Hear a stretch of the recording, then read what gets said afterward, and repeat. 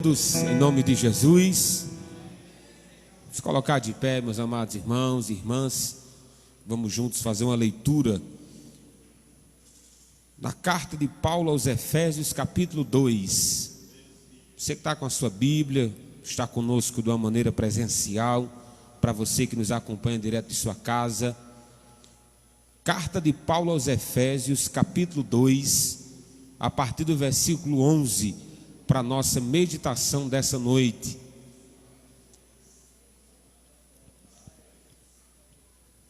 Glória a Deus. Carta de Paulo aos Efésios, capítulo 2, a partir do versículo 11, está escrito: Portanto, lembrai-vos de que outrora, vós gentios na carne, chamados em circuncisão por aqueles que se intitulam circuncisos na carne, por mãos humanas, naquele tempo estavam sem Cristo, separados da comunidade de Israel e estranhos às alianças da promessa, não tendo esperança e sem Deus no mundo. Mas agora em Cristo Jesus, vós que antes estáveis longe, fostes aproximados pelo sangue de Cristo, porque Ele é a nossa paz, o qual de ambos fez um, e tendo derribado a parede da separação que estava no meio, a inimizade, aboliu na sua carne a lei dos mandamentos, na forma de ordenanças, para que dos dois criasse em si mesmo um novo homem, fazendo a paz, e reconciliasse ambos em um só corpo com Deus, por intermédio da cruz, destruindo por ela a inimizade. E vindo, evangelizou paz a vós outros que estavais longe, e paz também aos que estavam perto, porque por ele ambos temos acesso ao Pai em um Espírito. Assim, já não sois estrangeiros e peregrinos, mas concidadão dos santos, e sois família de Deus. Vamos orar, vamos falar com o Pai. Salve, amada igreja, no nome de Jesus, amém? Oremos. Senhor nosso Deus e Pai, te agradecemos nesta noite, Senhor, por tudo que aqui já foi apresentado diante de Ti, Senhor, como uma adoração ao Teu nome. E nesse momento, ó Deus da glória, te pedimos pela palavra, Senhor, que nos diz, Deus da glória, que o Senhor nos aproximou, aleluia, de Ti. Temos, Deus da glória, a oportunidade de falar contigo. E neste momento apresentamos, Pai, o Teu Filho, o pastor Arthur, Senhor. Fala grandemente a Tua igreja, Deus amado e santo. Traz uma palavra aos nossos corações, Senhor. Aquele que nos ouve, mesmo à distância, Pai. Sabemos que o Senhor é o Deus que fala aqui e fala aos corações aonde eles estiverem. Meu Deus da glória, toma nas Tuas mãos. Fala poderosamente, ó Deus. Transforma vidas, traz essa paz a qual a Tua palavra fala, Senhor. Traz essa verdadeira alegria, Deus da glória, porque sabemos que neste mundo ao qual nós estamos, Senhor, não podemos nos regozijar com o que vemos, mas a Tua palavra, Senhor, ela alegra os nossos corações, ela traz a verdadeira paz, e é isso que te pedimos, Pai. Ser com o Teu Filho nesta noite, para a glória do Teu nome, amém. Amém, glória a Deus. Eu quero falar nessa noite sobre o poder da cruz de Jesus. O poder da cruz de Jesus. A carta de Paulo aos Efésios, ela é conhecida nossa por vários motivos, mas sem dúvida é uma das cartas mais doutrinárias do Novo Testamento. Onde no capítulo 1, Paulo apresenta-nos o plano de Deus na salvação, como bem pregou o nosso irmão Bruno Jefferson, no capítulo 1 de Efésios, que o propósito de Deus nos salvar, que o objetivo de Deus trazer a sua salvação ao mundo, é um projeto antes da fundação do mundo, já estava nos planos de Deus, é arquitetado nos planos de Deus, trazer a salvação a cada um de nós. Deus não foi pego de surpresa com a queda de Adão, muito pelo contrário, sabendo da queda, com a sua presciência, já estava planejada a nossa saída, o nosso escape, a salvação que veio de Cristo Jesus. E o capítulo 1 trata muito bem disso, dos planos eternos de Deus. No início do capítulo 2 de Efésios, Paulo vai tratar sobre como Deus aplica essa salvação àqueles que creem que o mérito é pela graça de Jesus Cristo E a mão que estende para segurar a salvação é a fé. Isso está muito claro do capítulo 1 e 2 de Efésios. Aí agora, já na metade do capítulo 2 de Efésios, Paulo vai tratar de um assunto mais sublime. A salvação não é algo exclusivo dos judeus, nem algo exclusivo para o tempo do apóstolo Paulo, mas é para todos quanto Deus chamar.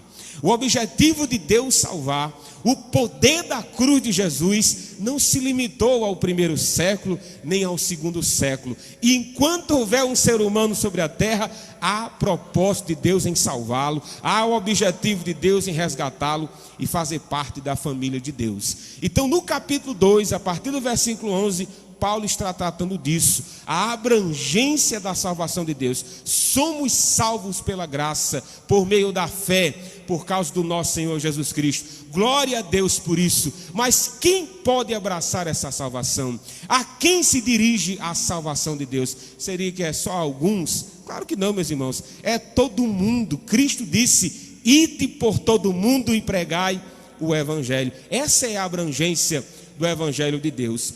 Paulo vai tratar aqui, começando do capítulo 2, a partir do versículo 11, de que havia uma condição que se encontrava o mundo, começando com os gentios.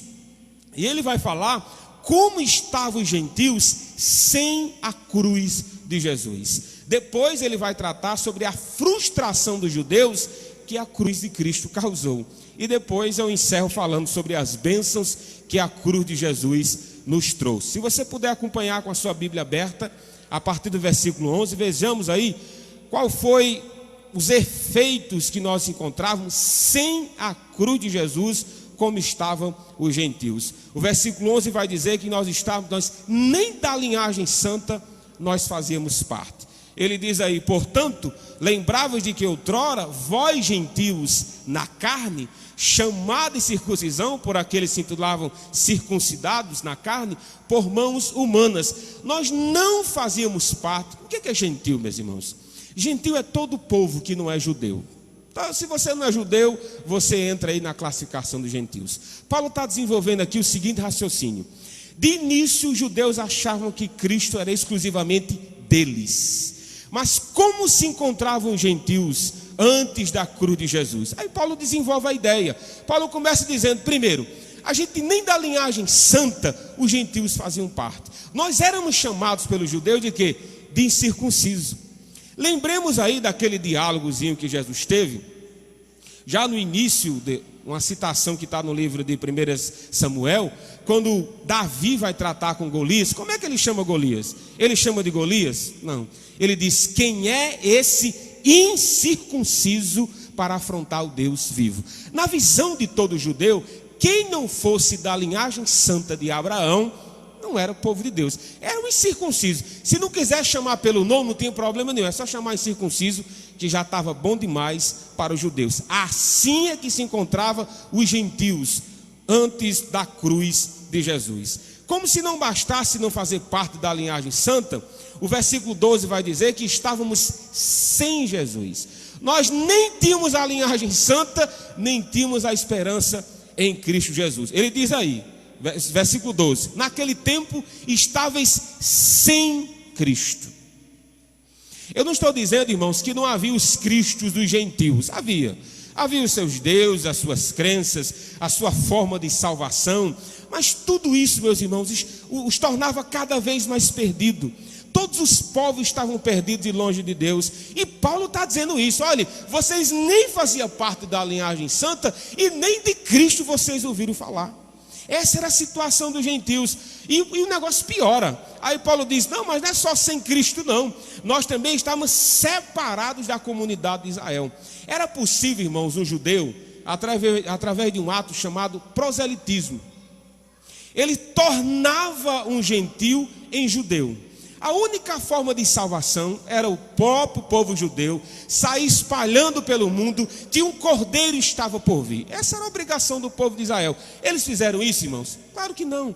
Eles guardaram para si a maior revelação de salvação do mundo. Eles foram um povo extremamente egoísta quanto à salvação de Deus. E lembremos do Salmo 100: celebrai com júbilo ao Senhor todos os moradores da terra. Se os moradores da terra não sabiam nem quem era o Senhor, imagine celebrar.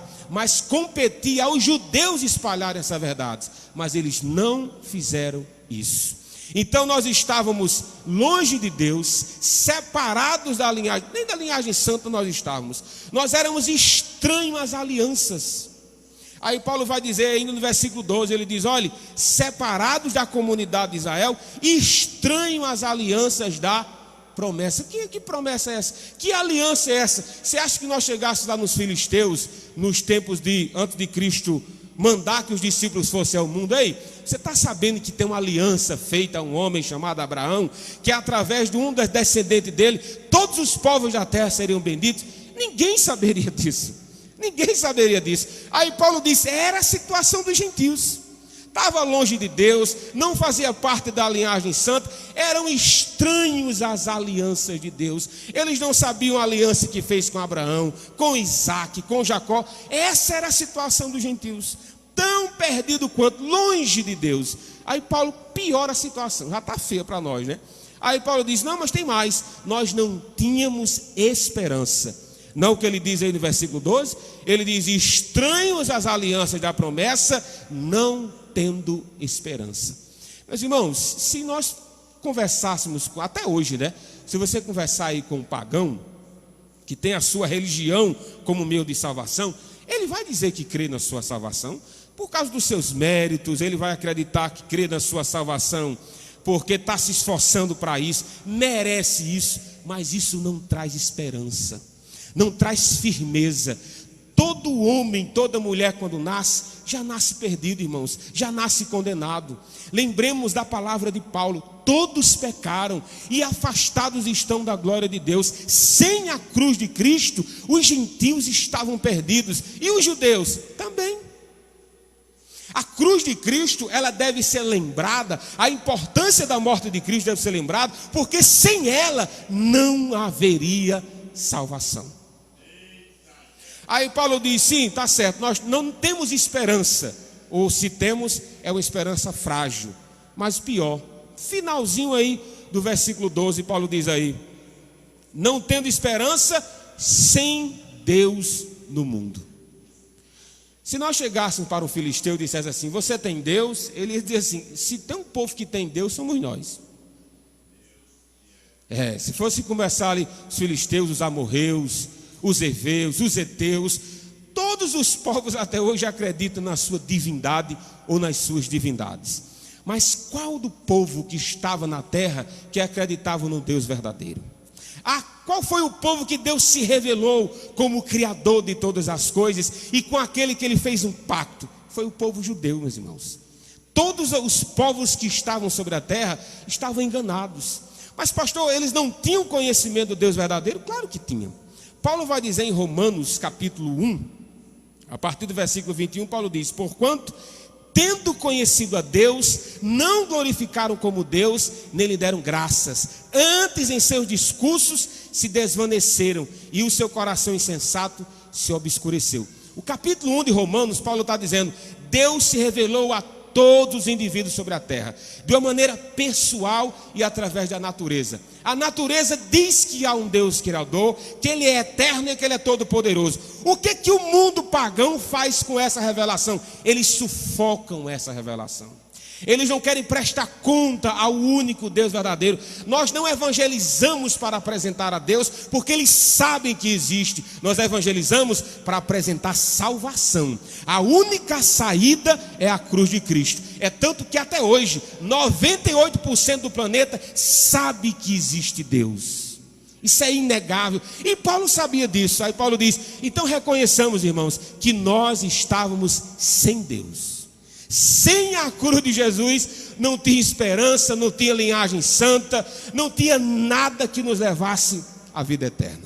Essa era a situação dos gentios. Aí agora, continuando a passagem, Paulo vai dizer o seguinte, mas o que a cruz de Jesus fez? Qual foi os efeitos dessa cruz? Qual foi a frustração que os judeus tiveram ao nos ver agora reconciliados com Deus? Acompanhe conosco a passagem, a partir do versículo 13, a linguagem é outra, né? Olha o que diz no versículo 13, mas agora, olha aí, glória a Deus, né? Mas agora, em Cristo Jesus, vós que antes estáveis longe, fostes aproximados pelo sangue de Cristo. Paulo diz, é verdade que estávamos longe de Deus, é verdade que não tínhamos saída, é verdade que nós sufocamos o conhecimento de Deus, mas quando veio Cristo Jesus e esse crucificado, quando o Evangelho chegou até nós, ele nos aproximou de Deus de uma vez. Paulo diz, vocês estavam, isso foi frustrante para os judeus, porque quanto mais longe tivesse um gentil, melhor, mas a cruz de Cristo nos aproximou da salvação de Deus. Isso foi frustrante, quanto mais longe, melhor, pensavam os judeus, mas Jesus nos queria perto. Lembremos de Mateus 11:28, né? Vinde a mim, todos que estáis cansados e sobrecarregados, que eu vos aliviarei.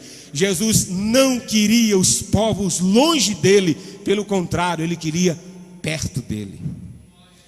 Como se não bastasse essa bênção, os próprios judeus, eles queriam guerra. Mas o que Jesus Cristo trouxe? Trouxe paz, né? Olha o que diz o versículo 14, ele diz, olhe, porque ele é a nossa paz. Por que os gentios, por que os judeus queriam guerra? Na expectativa dele messiânica, eles não queriam, meus irmãos, um Messias para salvá-lo dos seus pecados. Eles queriam um Messias para salvá-lo do Império Romano. Eles queriam voltar a se tornar uma grande potência mundial, como um dia foram nos tempos de Davi, de Salomão e de outros reis. Mas essa não era o propósito de Deus ainda. Isso é no milênio que isso vai acontecer. Mas Cristo, em vez de dizer assim, eu vim trazer guerra, cada um pega a sua espada e vamos ganhar o mundo pela força física. Aí Jesus Cristo disse, não rapaz, eu quero fazer a paz, glória a Deus. Eu tenho uma paz a apresentar a vocês e não guerra. No iniciozinho de Atos capítulo 1, Jesus Cristo apresentando o plano dele que vai voltar para buscar a sua igreja. Aí o Pedro chega para Jesus e diz, ei Jesus, um dos discípulos, né? É nesse tempo que você vai restaurar o reino a quem? A Israel? Irmãos, as portas de Jesus ir para casa, Pedro ainda queria guerra. Como é que se restaura reino, irmãos, que está subjugado? É vencendo o inimigo, irmão. E eles nem isso entenderam. Aí Jesus olha para Pedro e diz, não é de sua conta, rapaz. Não compete a ti saber as estações que pertencem a Deus. Cristo veio trazer paz e os judeus queriam guerra. Outra bênção que a gente pode ver, por mais que os judeus pensassem o contrário, fosse uma frustração, os judeus queriam ser um povo exclusivo de Deus. E qual era a opinião de Jesus sobre isso? Jesus uniu todos os povos.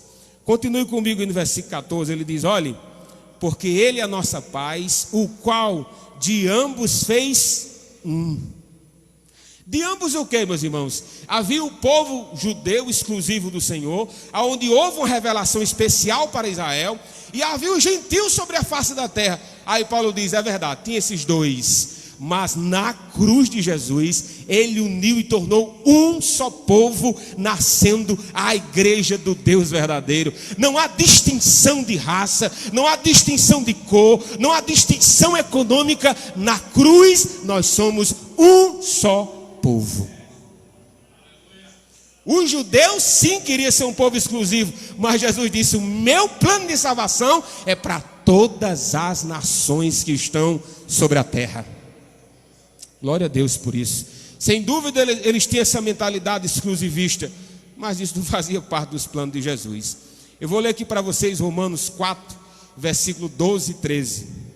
Ele diz assim, olhe, e fosse pai da circuncisão, falando de Abraão, e fosse pai da circuncisão, daqueles que não somente são da circuncisão, mas que também andam nas pisadas daquela fé que teve nosso pai Abraão, que tivera na incircuncisão, porque a promessa de que havia de ser herdeiro do mundo não foi feita pela lei a Abraão ou a sua posteridade, mas pela justificação pela fé. Paulo está dizendo, quem foi que disse a vocês que para ser um judeu tinha que nascer em Israel? Os planos eternos de Deus dizia: todo judeu verdadeiro é aquele que tem a fé no Deus de Abraão. Não é uma questão de raça, é uma questão de fé. Houveram judeus que se desviaram e nunca quiseram saber de Deus, mas houveram outros gentios como Raabe, como Esté, como outras mulheres de Deus, como Ruth, e não faziam parte da linhagem santa, mas quando acreditaram no Deus de Abraão, se tornaram judeus puros, não judeus de sangue, mas judeus pela fé. Então não havia um povo exclusivo por uma questão de raça, havia um povo separado para Deus por causa da fé no Deus verdadeiro, por causa da fé das promessas de Deus, e esse povo está de pé até hoje. Está de pé até hoje. Outra frustração que o próprio texto nos apresenta: os judeus queriam uma parede de separação. E Jesus derrubou essa parede. Olha o que diz o versículo 14. Ele diz: olha, porque ele é a nossa paz, o qual de ambos fez um, tendo derribado a parede de separação que estava no meio, a inimizade. Tem uma passagem que eu achei tão interessante. O pastor Russell Shedd, ele conta que já foi encontrado 2 inscrições em Israel que diziam o seguinte: todo gentil que for pego no templo deve ser morto por apedrejamento. Quando o templo de Salomão foi construído, havia pátio. Havia o pátio dos judeus, onde eles tinham acesso, se aproximava o sacerdote, e ele tinha acesso, só um judeu podia entrar no lugar santo, e um judeu podia entrar uma vez por ano no lugar santíssimo. Qual era o dia que um gentil podia entrar no templo? Nenhum. Havia um pátio no templo chamado Pátio dos Gentios. Qual era o privilégio que os gentios tinham? Nenhum. Havia uma parede de separação que os gentios, por mais que crescem no Deus de Abraão, não teriam acesso ao templo. Eles tinham acesso ao pátio, ao templo, só quem podia ter eram os judeus. Jesus, ao nascer, ele sabia disso, irmãos. Jesus sabia dessa separação que havia no templo, essa parede de inimizade que havia. Mas o que Jesus fez na cruz do Calvário? Ele derrubou essa parede de separação, e nada pode nos separar da presença de Deus. Não existe mais barreira. Lembremos que o véu do templo foi rasgado de alto a baixo. É o próprio Deus rasgando o acesso à sua presença a todo aquele que crê. Não existe mais essa parede de separação. Até hoje os judeus ainda querem ela, mas sabemos que em Cristo essa parede foi derrubada. Foi derrubada, e foi derrubada de uma vez só. Outra coisa que os judeus queriam e Cristo os frustrou, eles sempre quiseram isso, né? A salvação pela lei.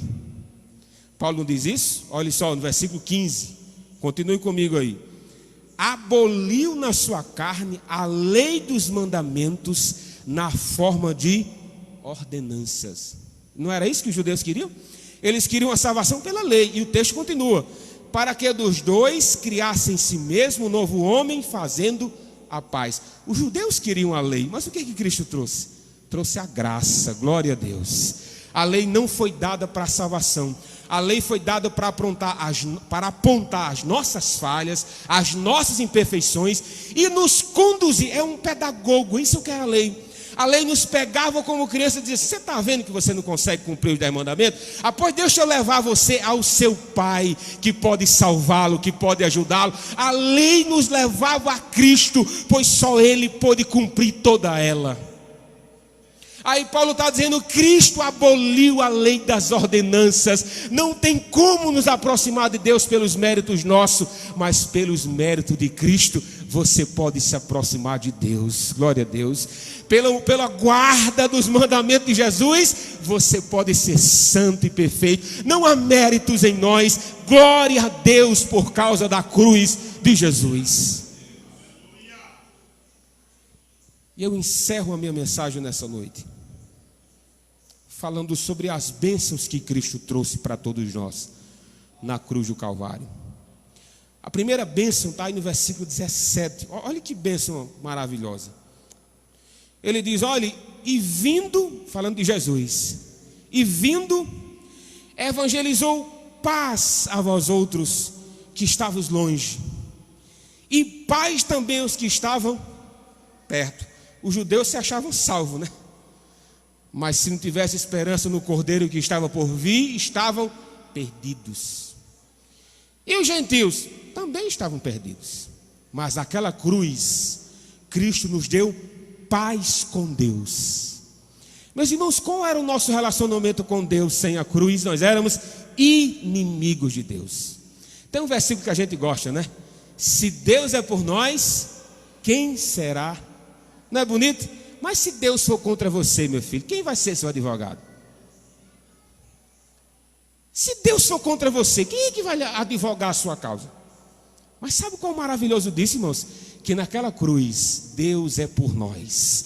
Naquela cruz somos amigos de Deus. Naquela cruz não há uma inimizade, não existe uma ira esperando por nós ao sairmos daqui. Pelo contrário, na cruz teve a paz de Deus, teve a paz com Deus. Você não tem mais medo de Deus, nem dos castigos é para você ter, se não tiver em pecado. Mas por causa da cruz, você tem paz com Deus. Não tema o inferno, meu irmão. O inferno é para aqueles que são inimigos de Deus. Mas se você creu que aquela morte de cruz foi por mim, foi por você, tem paz com Deus nessa noite. Tem paz com Deus toda a sua vida. Não há mais a inimizade, o pecado não nos separa. Agora eu tenho paz com Deus e vocês também. Foi a bênção que a cruz trouxe para nós. Outra bênção, Paulo diz aí, versículo 18: porque por ele ambos temos acesso ao Pai em um Espírito. Eu não sei, meu irmão, como é que você chegou aqui. Eu não sei se você acha um indigno. Eu não sei se você acha que você está tão distante de Deus que Ele não pode ouvi-lo. Se for por causa dos seus méritos, você está 100% certo. Deus nunca nos ouvirá pelos nossos méritos.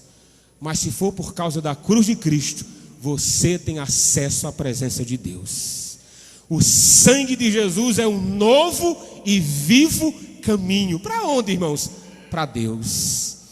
Já que eu tenho paz com Deus, que nós não somos mais inimigos, na cruz foi resolvido os problemas que tínhamos por causa do pecado. Agora não existe mais lugar santíssimo. Aonde o povo de Deus se reúne é o lugar santíssimo. Aonde o povo de Deus celebra é lugar santíssimo. Aonde tiver 2 ou 3 reunidos em meu nome, eu estarei no meio deles. Aqui é o canto que você pode ter acesso a Deus, pode falar com Deus, meu irmão. Os nossos problemas com Deus foi resolvido na cruz. Por isso você tem acesso. O que é acesso, irmão? É permissão de contato, né? É permissão de aproximação. Pode vir, pode falar, porque você tem acesso. Não é mais uma exclusividade de alguns, é um acesso a todos. Outra bênção que a cruz de Jesus nos trouxe, meus irmãos, é que agora nós não somos mais estrangeiros. Nós somos agora concidadãos dos santos. Olha o que diz aí o versículo 19. Ele diz assim: agora nós temos paz com Deus, acesso a Deus. Por quê? Aí Paulo diz assim: já não sois estrangeiros e peregrinos, mas concidadão dos santos. Já pensou? Pastor, o que é concidadão dos santos? Meu filho, você é cidadão da terra, sem dúvida. Mas nunca se esqueça que desde o dia que você acreditou em Jesus, você também é cidadão do céu. Glória a Deus. Há um passaporte carimbado direto para o céu por causa de Jesus. Tu é santo porque você foi comprado para isso. Você não é mais um estrangeiro longe das promessas de Deus. Agora você está inserido dentro delas. E Paulo conclui o versículo 19 dizendo assim: sois família de Deus. Meu querido, se você não se considerar família de Deus por causa de Jesus, você está perdido. Faça isso não, rapaz, você é família, glória a Deus. Você é família de Deus. Sabe por que a gente diz assim? Graça e paz, meu irmão. Porque você é meu irmão mesmo, glória a Deus. Na cruz, Deus nos tornou seus filhos. E como filhos dele, logo nós somos irmãos.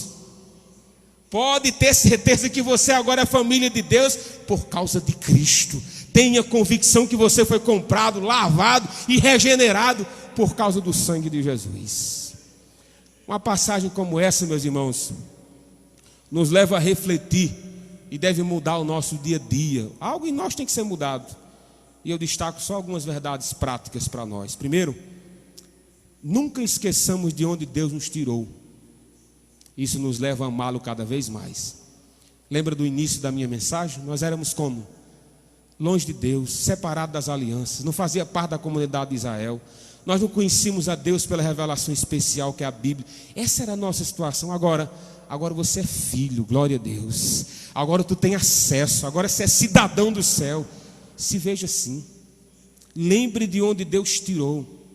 E por favor, não tenha saudade de onde Deus lhe tirou. Uma aplicação prática para nós numa passagem como essa é: não se veja como alguém estranho na presença de Deus, se veja como filho. Satanás não quer que você entenda isso. Satanás não quer que você se veja como filho de Deus. Mas tu é, rapaz, você é filho de Deus.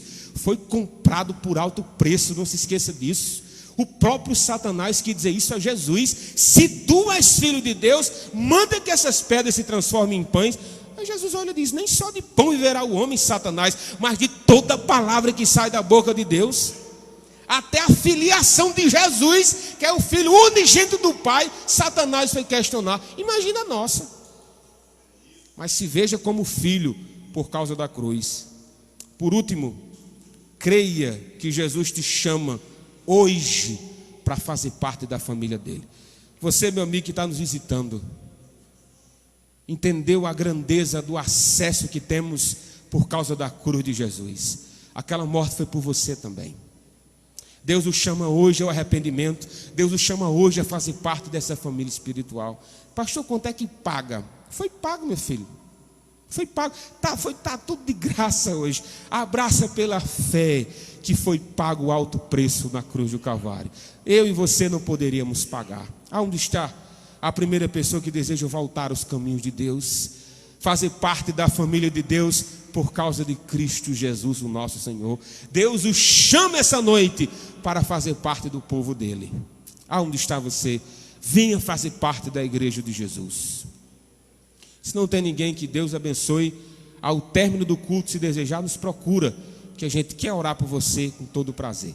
Agradeço a oportunidade em nome de Jesus.